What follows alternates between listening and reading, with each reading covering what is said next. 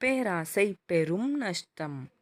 ஒரு அழகான கிராமத்துல ராமையா அப்படின்ற விவசாயி வீட்டு கூரைக்கு மேல 2 அழகான பறவைங்க கூடு கட்டி வாழ்ந்து வந்தது. அந்த 2 பறவைகளும் சந்தோஷமா வாழ்ந்து வந்தது. ஒரு நாள் அந்த பறவைகள்ல ஒண்ணு இப்படி சொல்லுச்சு, நம்ம குட்டி பசங்களுக்காக போய் சாப்பாடு எடுத்துட்டு வாங்க போங்க. அந்த பறவை அப்படின்னு சொன்னதும் அந்த ஆண் பறவை பறக்க ஆரம்பிச்சிச்சு. அது பறந்து போய் குட்டிங்களுக்கு உணவு தேட போச்சு.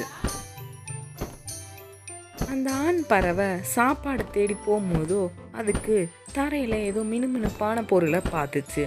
பார்த்த உடனே அந்த பொருளை எடுத்துட்டு தன்னோட கூட்டுக்கு வந்துச்சு. கூட்டுக்கு வந்த உடனே அந்த பலன்னு இருக்க பொருளை பற்றி தன்னோட ஜோடி பறவை கிட்ட சொல்லுச்சு.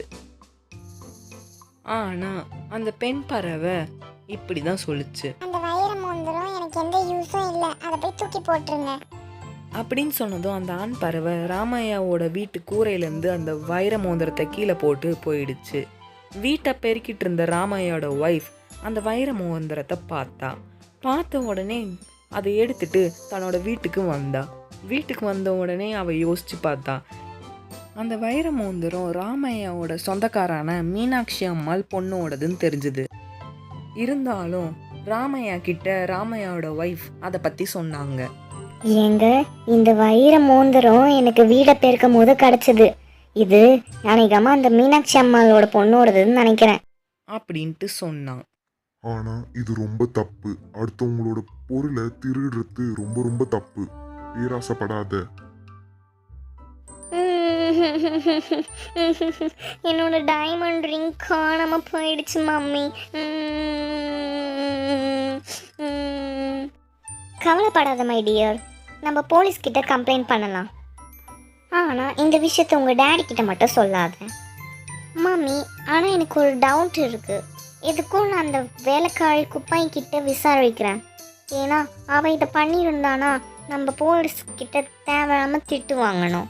குப்பாய் குப்பாய், ஏய் குப்பாய், ஒழுங்காக ஒத்துக்கோ. நீ தானே என்னோட டைமண்ட் ரிங்கை திருடின. சொல்லு குப்பாய், ஒழுங்காக ஒத்துக்கோ. நீ யார்கிட்டேருந்தும் தப்பிக்க முடியாது, சொல்லு. ஆனால் மீனாட்சி அம்மா பொண்ணுக்கு தெரியாத விஷயம், அந்த வைர மோந்திரத்தை யாரும் திருடலை. உங்களோட வைர மோந்திரத்தை திருடி தான் இப்போ நான் பணக்காரன் ஆக போகிற பாருங்க. உங்கள் வைர மோந்திரத்தை திருடி பொழைக்கணும்னு ஒரு பொழப்பு எனக்கு இல்லை அப்படின்னு சொன்னதும் மீனாட்சி அம்மாவோட பொண்ணு போலீஸுக்கு கால் பண்ணி எல்லா விஷயத்தையும் விவரமாக சொல்கிறா. போலீஸ் வந்ததும் என்ன நடந்தது, என்ன ஆச்சு எல்லாத்தையும் விவரமாக போலீஸ்கிட்ட சொல்லிட்டா. போலீஸும் எல்லா இடத்துலையும் விசாரிச்சிட்டாங்க. ஒவ்வொரு வீட்டுக்கிட்டேயும் விசாரிச்சிட்டாங்க. மீனாட்சி அம்மாள் வீட்டு பக்கத்தில் இருக்க எல்லா வீட்டிலையும் விசாரிச்சிட்டாங்க. ஆனால் அந்த வைர மோதிரம் ராமையாவோட ஒய்ஃப் கிட்ட தான் இன்னும் இருக்குது. போலீஸ் அந்த வைர மோந்திரத்தை தேடுறாங்கன்ற விஷயத்தை தெரிஞ்சிட்ட உடனே ராமையாவோட ஒய்ஃப்க்கு ஒரே பயம். ஐயோ, இப்போ போலீஸ் நம்ம வீட்டுக்கு வந்தால் நம்மளை தான் அரெஸ்ட் பண்ணிருவாங்களே. இந்த வைர மூக்கத்தி என்ன பண்ணுறது அப்படின்ட்டு ஒரு பாக்ஸில் அதை போட்டு வச்சுக்கிட்டா. ராமையாவோட ஒய்ஃப் பயத்திலேயே அவங்களுக்கு கடுமையான காய்ச்சல் வந்து படுத்த படுக்கையே ஆயிட்டாங்க. குழந்தைங்களா, இதுலேருந்து உங்களுக்கு என்ன விஷயம் தெரிய வருது? அடுத்தவங்களோட பொருளை எப்போவுமே திருடக்கூடாது. இந்த கதையில் என்ன சொல்கிறோன்னா, பேராசை பெருநஷ்டம். நம்ம சேனலை சப்ஸ்கிரைப் பண்ணிக்கிட்டிங்கன்னா இது போல் வீடியோக்களை டெய்லியும் என்ஜாய் பண்ணலாம். பாய்.